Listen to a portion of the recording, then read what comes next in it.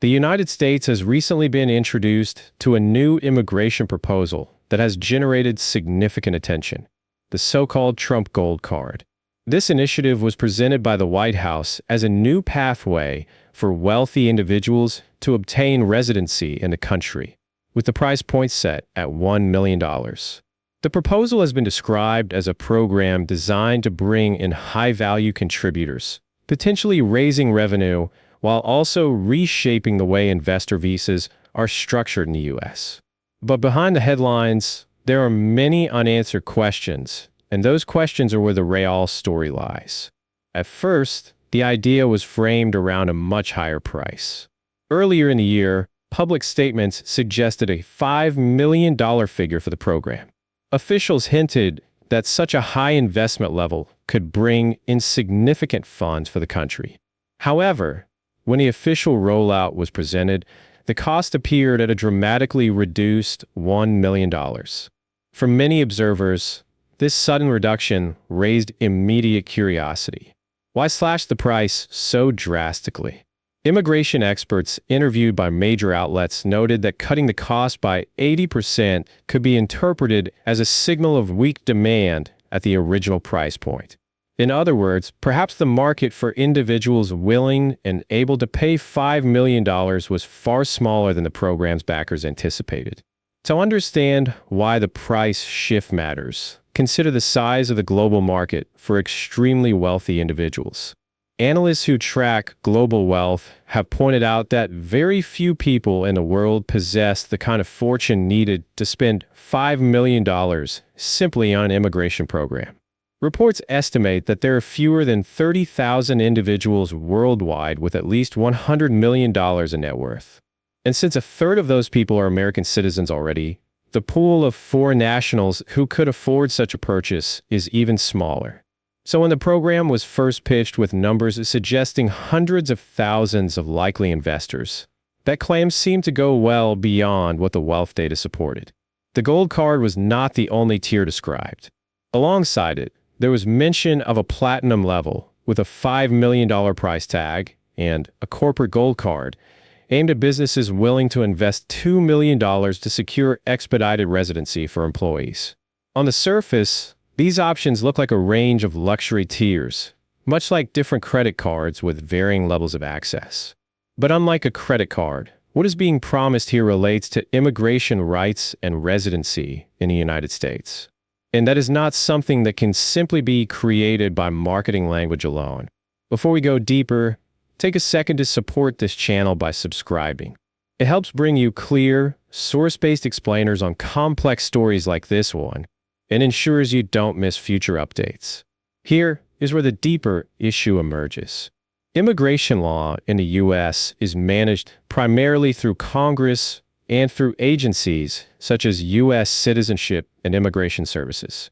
For decades, the EB-5 visa has been the official investor pathway, requiring investments between $800,000 and $1 million into U.S. projects that create or preserve at least 10 full-time jobs for American workers.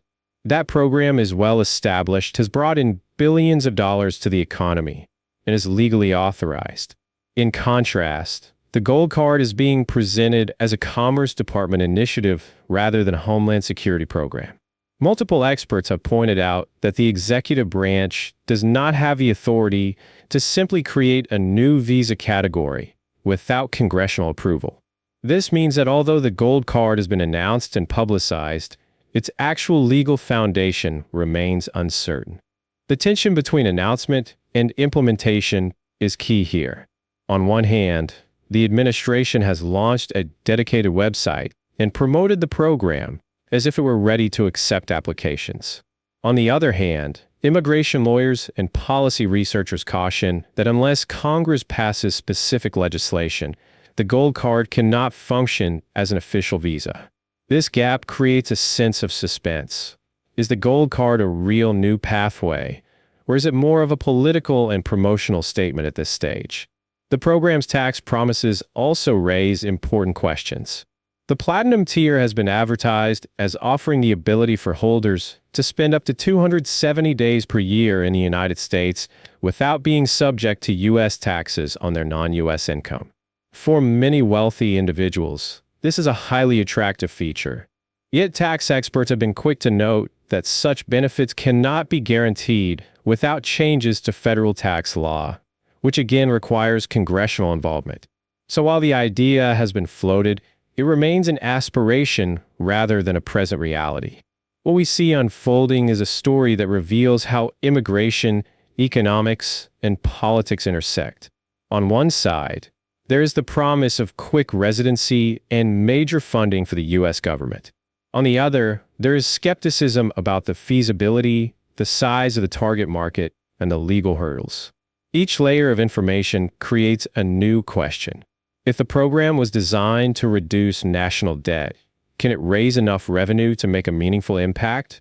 If the price had to be cut so sharply to attract applicants, does that suggest the pool of potential investors is even smaller than predicted? And if Congress must approve the underlying framework, will lawmakers support such a program or view it as bypassing established immigration rules? For viewers, the fascination of the gold card story lies not just in the million-dollar price tag, but in what it symbolizes. It represents a broader debate about whether residency in the United States should ever be structured as a purchasable product, and whether programs like this can coexist with long-standing legal pathways, such as family reunification, employment visas, and the EB-5 investor system. The gold card proposal pushes that debate into the spotlight in a way that few other announcements could.